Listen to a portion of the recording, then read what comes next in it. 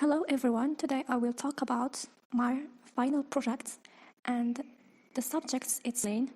So in this research, we have the problem of waiting for passengers in the long queues at the airports, which leads to missing the plane and bad handling of their luggage. So as a solution to this, Otto has invented robots with the goal of making work easier and safer, and having fast baggage claim times would allow higher productivity and get travelers on their way faster.